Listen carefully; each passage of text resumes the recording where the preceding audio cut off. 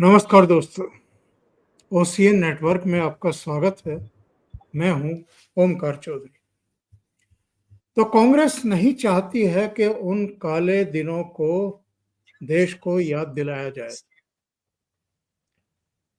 कांग्रेस के राष्ट्रीय अध्यक्ष मल्लिकार्जुन खड़गे को इस बात की बड़ी तकलीफ है कि जब 25 जून आता है हर साल, तो भारतीय जनता पार्टी के नेता और अब तो मोदी सरकार कोई ना कोई कार्यक्रम क्यों आयोजित करती है, कैबिनेट में इसकी चर्चा ही क्यों करती है, उसकी निंदा मलिंदा ही क्यों की जाती है और कभी पार्लियामेंट में चर्चा रख दी जाती है।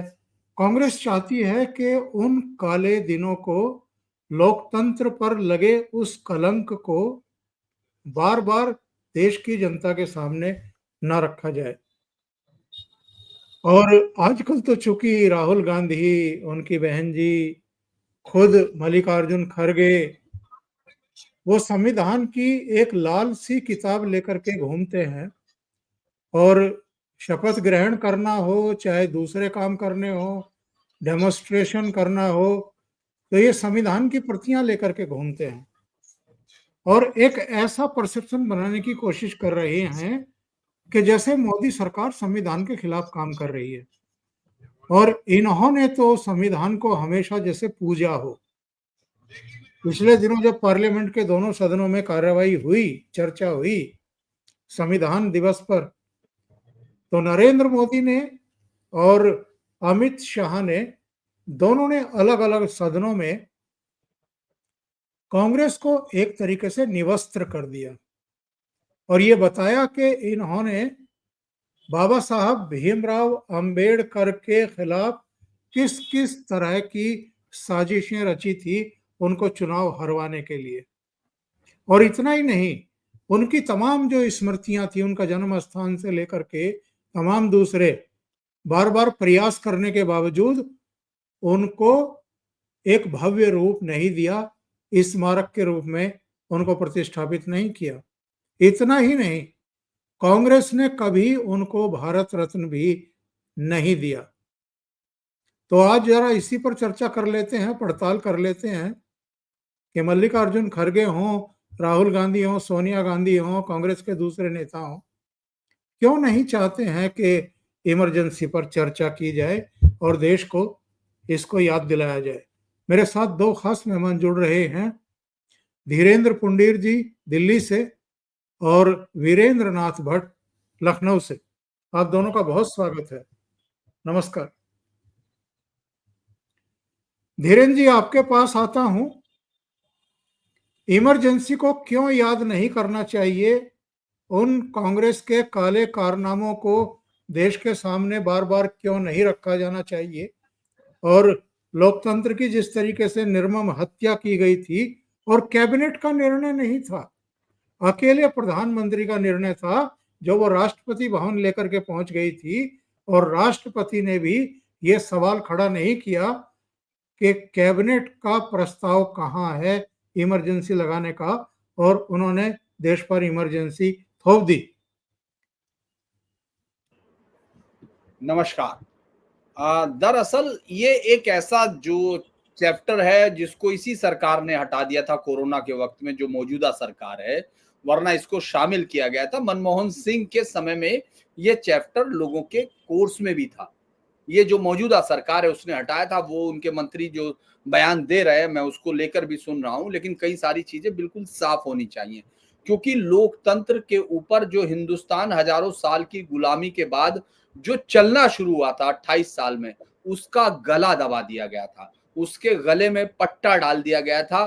क्योंकि 8 बजे, 8:30 बजे जो रिकॉर्ड हुआ था 25 जून की रात ऑल इंडिया रेडियो में, वो ये था कि the prime minister has advised the president to declare to, मैं एग्जैक्ट कोट वो भूल रहा हूं, जिसमें उसको उन्होंने एग्जैक्ट ये वर्ड कहे थे कि अब इमरजेंसी है। 8:30 बजे हुआ, 11:30 बजे अपने उनके साथ फखरुद्दीन 11:45 पर उन्होंने साइन किए थे, फखरुद्दीन अली अहमद ने, जो उस वक्त राष्ट्रपति हुआ करते थे, और सुबह 6 बजे वीसी शुक्ला ने इसकी घोषणा की थी कि किस तरह से इंटरनल सिक्योरिटी के चलते जो आर्टिकल 352 के साथ इसको लगाया गया था, वो जो ये तो सिर्फ टेक्निकल बातें हुई, लेकिन जो सबसे बड़ी बात ये थी कि हिंदुस्तान के अंदर जो हिंदुस्तान की आजादी के साथ लगभग 65 के करीब ये माना जाता है उस दशक में देश आजाद हुए थे, और ज्यादातर लगभग 48 देशों में या तो सैन्य शासन आ गया था या फिर जो लोकतंत्र बना था वो बिखर चुका था। लेकिन भारत अकेला एक ऐसा देश था जो आगे की तरफ बढ़ रहा था। सिर्फ एक फैसला होता है और उसके बाद इस देश के तमाम अधिकार एक रात में 48 घंटे में जैसे ये इमरजेंसी लागू होती है उस वक्त से 24,000 से अलग अलग संख्या, लेकिन 24,000 लोगों को उस रात जेल में भेज दिया गया था। पूरे उसके दौरान अलग अलग लोग अलग अलग करते हैं, लेकिन 1,10,000 लोगों को उस दौरान 17 से 18 महीने के अंदर जेलों के अंदर ठूस दिया गया था। इस देश का संविधान पैरों के नीचे रौंद दिया गया था। 5 के करीब ऑर्डिनेंस चेक बदले गए थे, यानी कानून को पूरी तरह, बल्कि 42 अमेंडमेंट जिसको कहा जाता है मिनी संविधान लागू कर दिया गया था उस तरह से। और सबसे बड़ी बात तो हिंदुस्तान के संविधान से राइट है और वो कोई संविधान से नहीं। उसको एचआर खन्ना ने बहुत क्लियर कट साफ कहा था कि ये कोई संविधान से मिले हुए अधिकार नहीं है जिसमें जीवन का अधिकार है। वो उस वक्त भी है जब कोई देश में इमरजेंसी हो या कुछ हो, क्योंकि वो कोई सरकार नहीं दे रही उस अधिकारों को।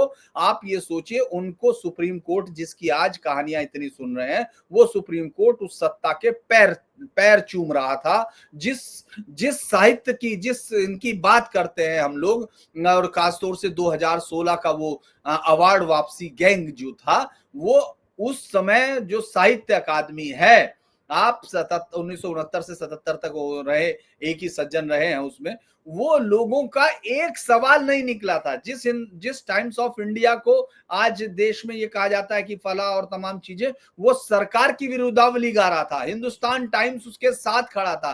एक भी जिस लोकतंत्र के नाम पर नाचते हुए वामपंथी आपको दिखाई देते हैं, सीबीआई ने खुल के साथ दिया था। ये तमाम चीजें इतिहास के पन्ने में है और रुक गया था। ये मैं कह सकता हूं कि उस वक्त ये पूरा देश एक ऐसी अंधी सुरंग में घुस चुका था जिससे बाहर निकलने का कोई रास्ता नहीं था।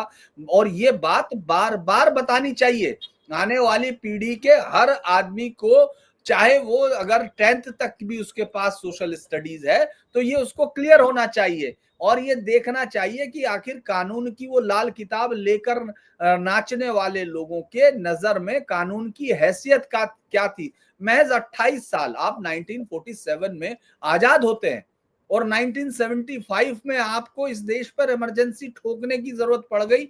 आप ये सोचिए, उसी समय मीटिंग हुई थी। अगर उनके डेट का अगर कुछ आप सोचे तो ये फैसला 12 जून को आता है। 12 जून 1975 को इस फैसले की शुरुआत होती है, जो 1973 में राजनारायण ने 1971 के एक हार के बाद ये मुकदमा दायर किया था। जगमोहन सिन्हा जो है एक फैसला देते हैं और उनको वो प्रधानमंत्री के जो निर्वाचन को वो रद्द कर देते हैं। लेकिन चूंकि वकील है बीएनरे, वो बार बार मांगते हैं कि नहीं उनको समय चाहिए, तो वो 20 दिन का समय देते हैं, यानी समय है, उस समय समय दिया जाता है। और उसके बाद वो 24 जून को सुप्रीम कोर्ट से उनको वो भी मिल जाती है कि वो वोट नहीं कर पाएंगी, संसद सदस्यता बच जाती है। लेकिन 13 जून से आप देखें उनके घर भीड़ आनी शुरू हो गई और संजय गांधी इस पूरे मसले में बाहर निकलकर मेन इस थीम पर आ गए। अगर मैं ये कहूं कि जो रैलियां थी, जो तमाम चीजें थी, उनने एक पूरा माहौल इस देश में क्रिएट कर दिया। और श्रीमती इंदिरा गांधी जो 71 में इतनी बड़ी नायक बन गई थी, वो 75 तक आते आते तानाशाह में बदल गई। और ये देश का सौभाग्य है कि आप और मैं इस समय बात कर रहे हैं इस पर, वरना तो किसी को उस वक्त बात करने की जरूरत नहीं थी, कोई बात नहीं कर पा रहा था। और सबसे बड़ा केस जिसको मुझे लगता है कि बार बार बताया जाना चाहिए, हर किताब में बताया जाना चाहिए, एडीएम जबलपुर वर्सेस श्रीकांत शुक्ला वाला केस। वो ये बताता है, उन 5 जजों को आप ये सोचिए जिसमें से सिर्फ एक जज एचआर खन्ना, जिनको ये सजा दी गई कि उसके बाद वो कभी भी सुप्रीम कोर्ट के जज नहीं बने, वो सीजेआई नहीं बने, क्योंकि उन्होंने जो डिसेंट नोट दिया था वो बाद में आज तक की हिंदुस्तान की हिस्ट्री के सबसे खूबसूरत लाइनों में से है, जो लोकतंत्र की रक्षा करती हुई लाइन है। वरना तो वो चारों जो बाकी सब थे। और मजेदार बात यह है कि वो सब चीफ जस्टिस बने और उनके बच्चे चीफ जस्टिस बने। मतलब आप ये सोचिए कि वाई चंद्रचूड़ के पिता, जो लाइन थी, मैं उस लाइन को मैं चूंकि ये सब्जेक्ट ऐसा है, मैं उसको पढ़ रहा था तो मुझे लग रहा था कि ये कैसे संभव है कि कोई कोर्ट में चीफ जस्टिस, मतलब हिंदुस्तान के सुप्रीम कोर्ट में कोई ये कह रहा हो कि अगर आपको गोली भी मार दे पुलिस तो भी आपको राइट नहीं है, तब भी आपको, मतलब आप उस पर उनके खिलाफ कोर्ट में नहीं जा सकते। ये हालत उसमें हुई थी। मुझे लगता है कि हिंदुस्तान की जिंदगी का सबसे काला धब्बा था वो, और वो कभी मिटेगा नहीं। हम ये अगर समझे कि मिटेगा नहीं, वो हमको याद रखना चाहिए, आने वाली पीढ़ी को बताना चाहिए। ये अलग बात है कि इस देश के लोगों की मेमोरी इतनी छोटी होती है कि जिन लोगों ने इस सत्ता के खिलाफ लड़ाई लड़ी थी, उसके खिलाफ, वो महज 80 में बिखर कर फिर वापस वहीं पहुंच गए जहां से वो आए थे। तो लिहाजा श्रीमती इंदिरा गांधी को इस देश ने फिर माफ कर दिया। वो अलग चीजें हो सकती हैं, लेकिन उस घटना को कभी भुलाया नहीं जाना चाहिए, जिसको भुलाने की कोशिश, देखिए एक बात तो आपको मानना पड़ेगा सर कि कांग्रेस की या तमाम चीजें में जो भी आप कहें, आज वो तमाम जो नेता हैं ये सब बता रहे हैं, बीजेपी के नेता भी, बीच में सरकारें भी आई हैं, लेकिन उन्होंने 1942 के जो 42वां अमेंडमेंट था, उसके धर्मनिरपेक्षता और सोशलिस्ट जो सब जुड़े थे, उनको उसकी बाद के बहस भी रखा गया था। यानी वहां से उन्होंने कुछ लिया था, और उसी वक्त ये हिंदुस्तान में जो संविधान में जुड़ी थी, जो कर्तव्य बताए जाते हैं, मौलिक कर्तव्य आपके जो 10 हैं, वो भी उसी समय जोड़े गए थे। तो बहुत सारी चीजें बदली है और मुझे लगता है याद किया जाना चाहिए उसको।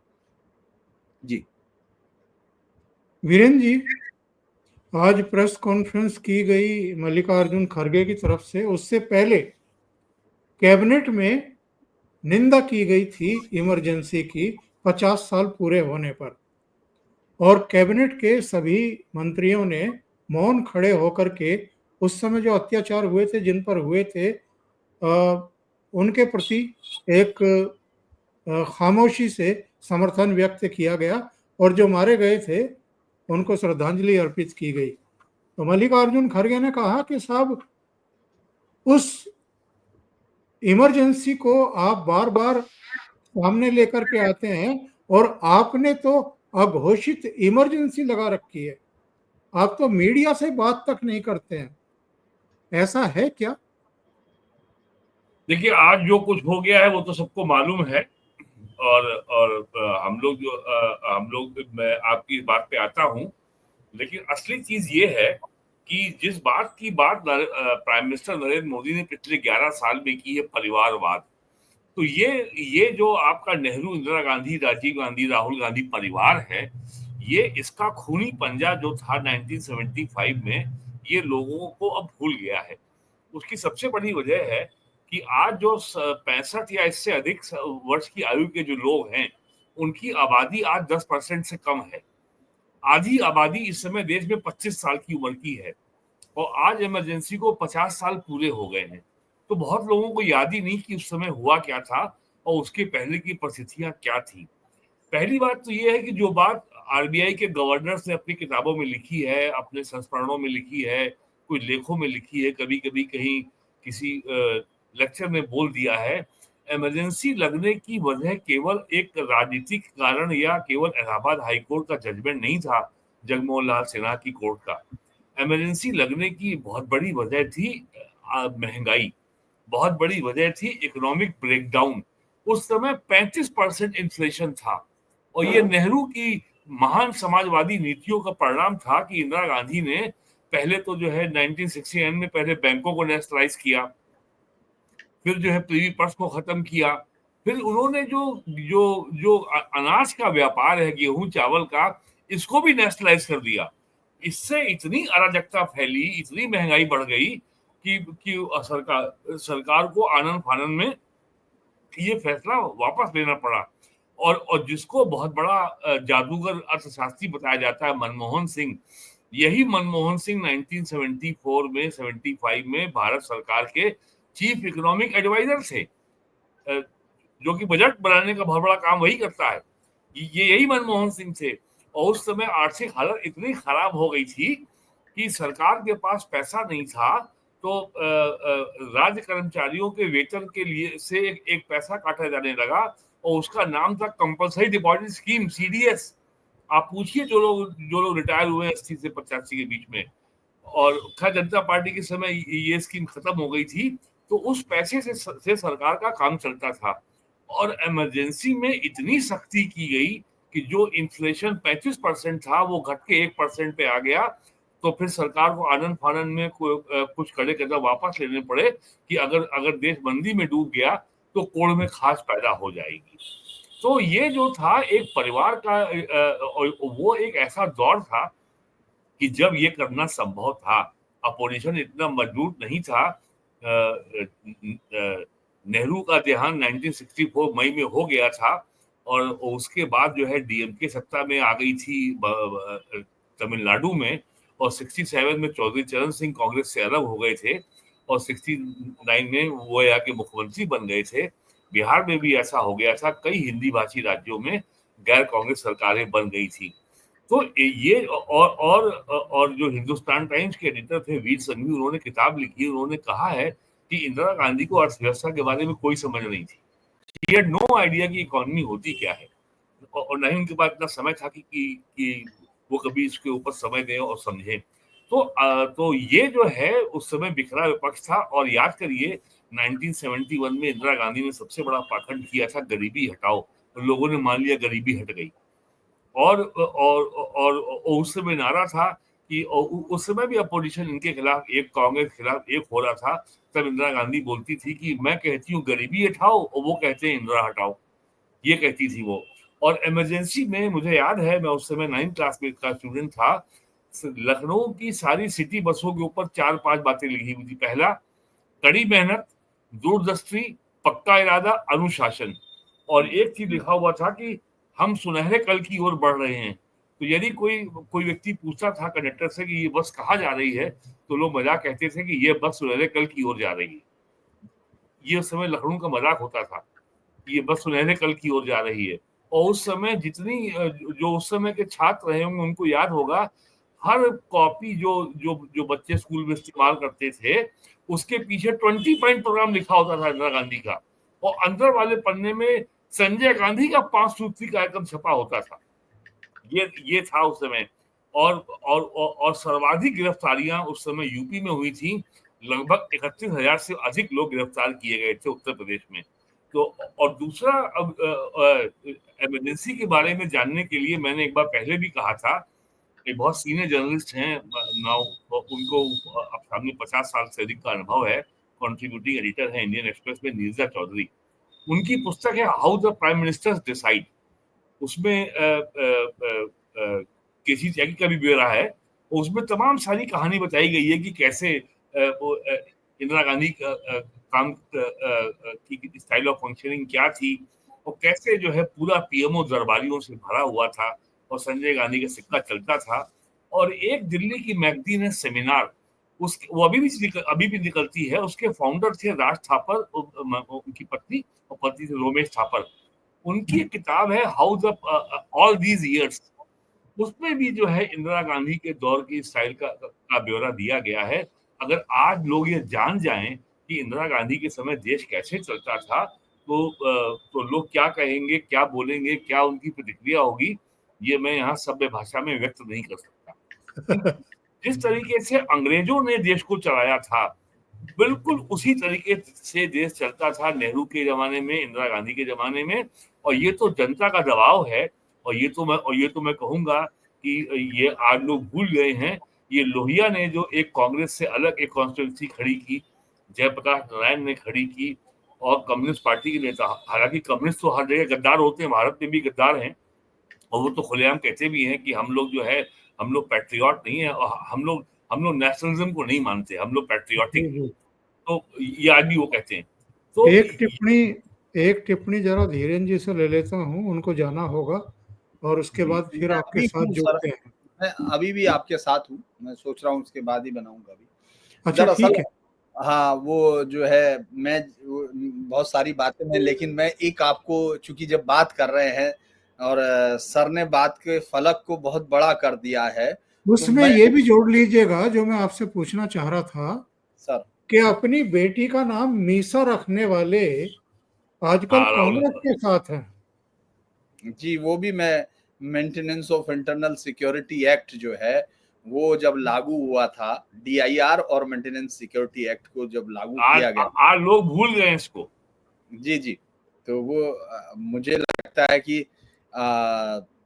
एक कई सारी बातें थी उस वक्त, बहुत सारे बड़े चेहरे लोग जो है भूलते हैं, मैं उसको जरूर ये करूंगा, लेकिन लोग भूल गए हैं कि उस वक्त ज्यादातर एक इमरजेंसी के वक्त का एक बहुत ही खूबसूरत, मुझे लगता है, मैं लाल कृष्ण आडवाणी जी को बहुत वो तो नहीं मानता हूं, मतलब मेरे पसंदीदा पॉलिटिशियंस तो नहीं है, मैं ये जरूर जानता हूं कि वो अटल बिहारी वाजपेयी से ज्यादा अपने कोर वोटर के प्रति समर्पित थे, ये मैं मानता हूं।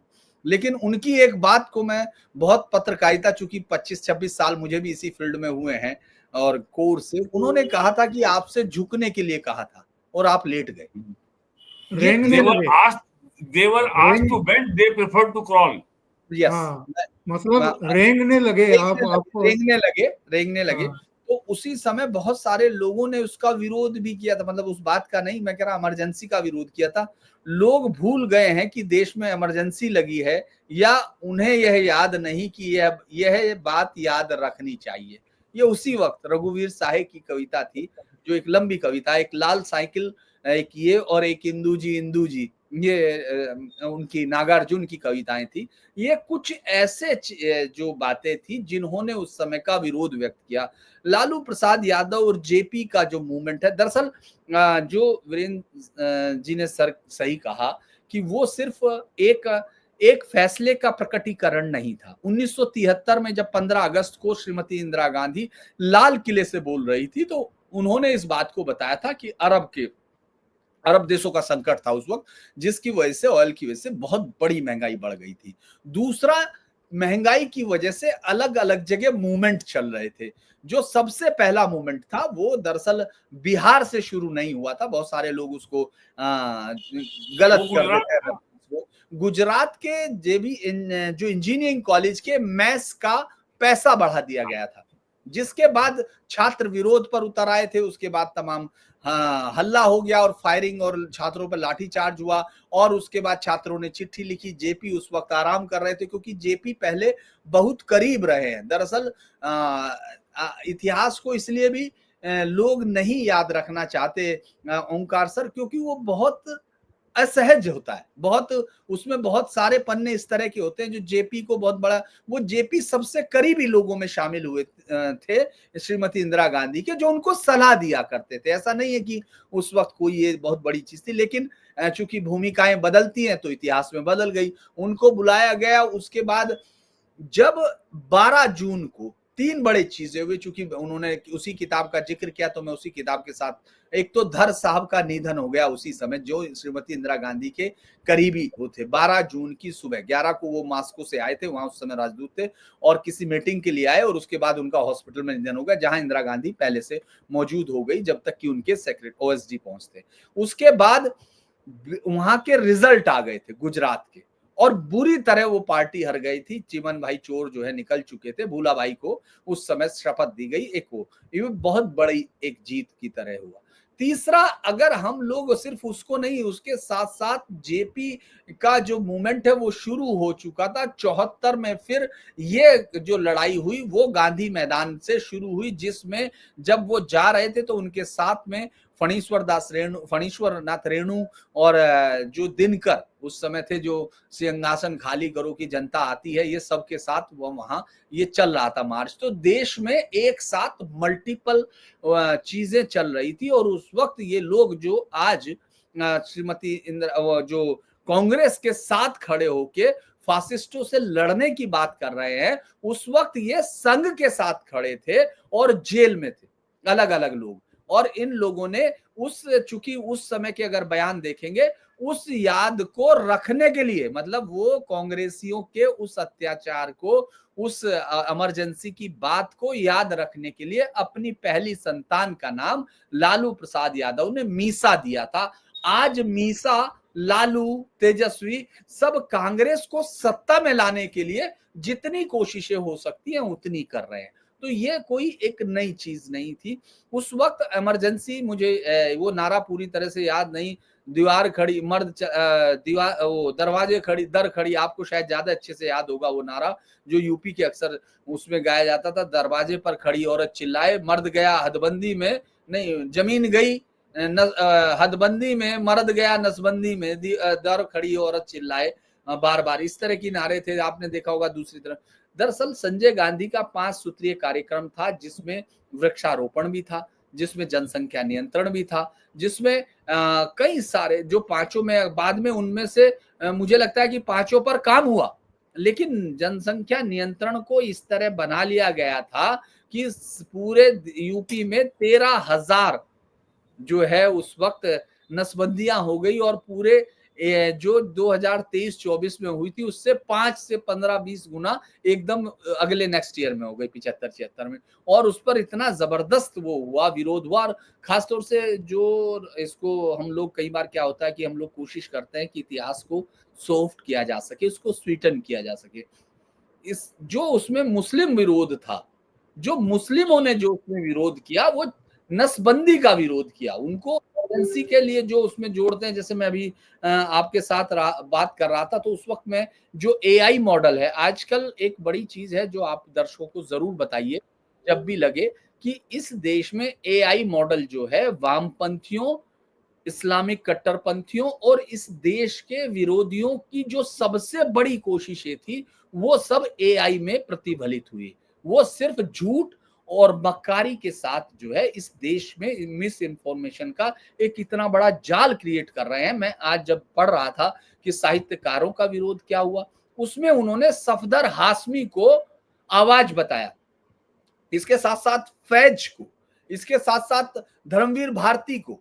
ये तमाम लोग वो हैं जिनका कोई लेना देना उस विरोध से नहीं था। तो ये जो सबसे बड़ी बात ये है, जो लालू यादव और मीसा की बात की, मैं आपको उससे आगे की तरफ ले जा रहा हूं कि उस समय जो इमरजेंसी में जिस तरह की लड़ाइयां हो रही थी, जिस तरह से जो इतिहास उस समय लिखा जा रहा था, वो एक ऐसी काली लाइन पर जा रहा था जिसके बाद देश को सांस नहीं आती। ये आज भी देखो, दोनों चीजें रहस्य मानी जाती हैं कि इमरजेंसी लगाई क्यों गई उस वक्त। क्या सिद्धार्थ शंकर रे को लोग कहते हैं सिद्धार्थ शंकर रे की, ये सबसे बड़ी बात है। और चूंकि 18 जून 1975 को जो मीटिंग हुई थी इंदिरा गांधी के एक सफदरजंग पर, उसी में ये नारा भी निकला था, Indira is India, India is Indira. Devkant Barua जो अध्यक्ष हुआ करते थे, उन्होंने ये नारा उस समय क्रिएट किया था। तो वो, और चूंकि 25 जून को ही दिल्ली के वोट क्लब पर एक बहुत विशाल रैली जेपी ने की थी, जिसका जिक्र अभी भी केसी त्यागी ने भी कहा कि वो सतपाल मलिक के साथ उस समय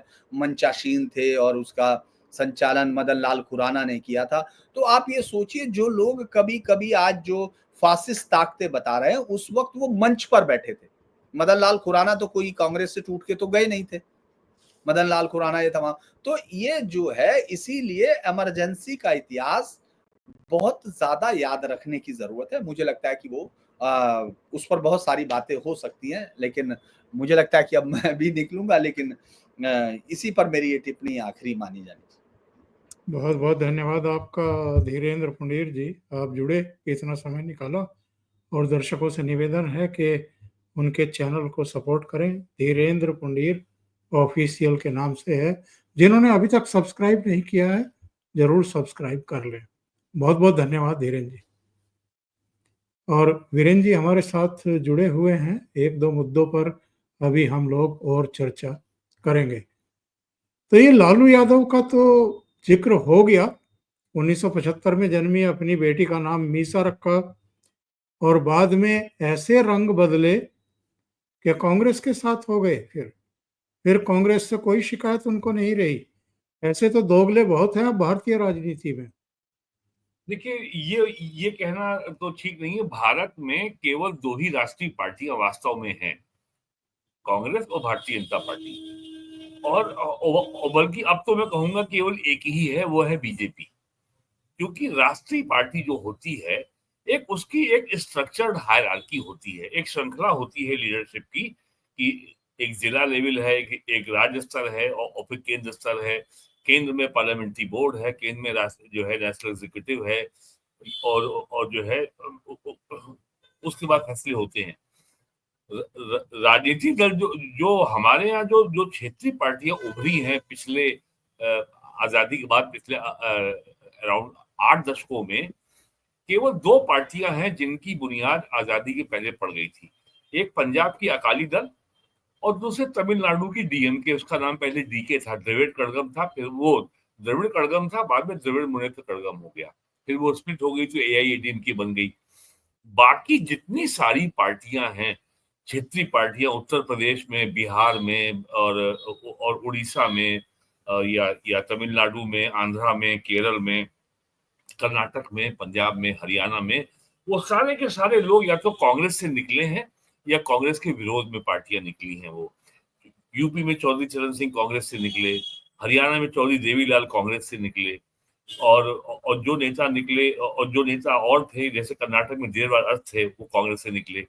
तो क्षेत्रीय पार्टियों में कोई स्ट्रक्चर्ड हायरार्की नहीं होती, कोई लीडरशिप नहीं होती, या बल्कि बहुत अगर ब्रीफ में कहा जाए तो भारतीय जनता पार्टी जो है परिवार, जो पार्टी है वो एक परिवार है, और जो क्षेत्रीय पार्टियां हैं वहां परिवार ही पार्टी है। समाजवादी पार्टी का जो यादव परिवार है वो वही पार्टी है, लेकिन भारतीय जनता पार्टी में जो जो पूरी पार्टी है पूरे देश में, वो एक परिवार है। ये बुनियादी फर्क है।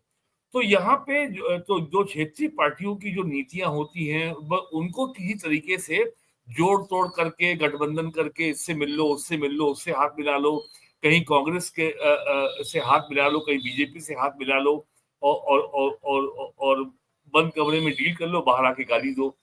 ये चरित्र रहा है यूपी में सपा का, बसपा का भी, और लोकदल के समय में भी था। जब मुलायम सिंह यादव लीडर अपोजिशन थे तो कांग्रेस से मिले हुए थे। तो इसलिए क्षेत्रीय पार्टियों की तुलना राष्ट्रीय पार्टी से नहीं हो सकती। और अब तो राहुल गांधी ने कांग्रेस की और राहुल गांधी सोनिया ने मिलकर के कांग्रेस को भी एक परिवार की पार्टी बना दिया है। तो इसलिए जो है ये ज्यादा महत्व नहीं दिया जाना चाहिए क्षेत्रीय पार्टियों को। और जिस तरीके से नरेंद्र मोदी सरकार आम जनता के बीच अपने वेलफेयर स्कीम के जरिए सीधे संपर्क कर रही है, जनता के से सीधा संवाद कर रही है, और जिस तरीके से वन नेशन वन इलेक्शन की योजना पे काम हो रहा है, उससे क्षेत्रीय पार्टियां बहुत डरी हुई हैं। उनको लगता है कि उनकी जो पसंदीदा है वो खत्म हो जाएगी। और उसके अलावा भी जो डिलिमिटेशन होने वाला है अभी लोकसभा की सीटों का, महिलाओं का आरक्षण होने वाला है, लोकसभा की सीटें बढ़ने वाली हैं, तो क्षेत्रीय पार्टियों की कोई स्थायी भूमिका नहीं होती। उत्तर प्रदेश में समाजवादी पार्टी का केवल एकमात्र जो उपलब्धि है कि ये पार्टी अक्टूबर 92 में बनी थी और इसने 33 साल पूरे कर लिए और ये बिखरी नहीं है। वरना आप देखिए जो लोहिया के जमाने में एक सोशलिस्ट पार्टी थी, फिर एक संसोपा थी, एक प्रसोपा थी, और 2 गुट थे समाजवादियों के, एक लोहिया का था, एक आचार्य नरेंद्र देव का था। फिर उसके बाद वो सारी समाजवादी पार्टियां, जब चौधरी चरण सिंह ने भारतीय क्रांति दल बनाया तो धीरे धीरे वो सब उसमें समाहित हो गई। फिर वो लोक दल बना, फिर 77 में जनता पार्टी बनी। तो सारी समाजवादी जो सोशलिस्ट पार्टी के जितने गुट थे वो जनता पार्टी में समाहित हो गए, फिर वो जनता दल में समाहित हो गए 89 में, आज वो सब सपा में चले गए। और मंडल आयोग लागू होने के बाद ये पूरा जो समाजवादी और सोशलिस्ट आंदोलन था वो यादववाद में बदल गया। यादव परिवार का उसके ऊपर कब्जा हो गया। यूपी में मुलायम सिंह का हो गया, बिहार में लालू यादव का हो गया। इसीलिए नीतीश कुमार को राह अलग चुननी पड़ी। तो ये रहा है इतिहास। और भारतीय जनता पार्टी की सबसे बड़ी जो उपलब्धि मैं ये मानता हूं कि 1977 में जनता पार्टी जब बनी तब उस समय भारतीय जनसंघ था।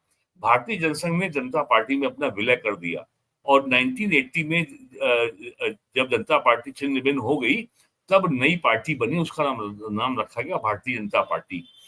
तो समाजवादियों से, सोशलिस्टों से विलय करने के बावजूद भी आरएसएस के संगठन ने अपनी ऑर्गेनाइजेशनल आइडेंटिटी और इंटीग्रिटी को बनाए रखा।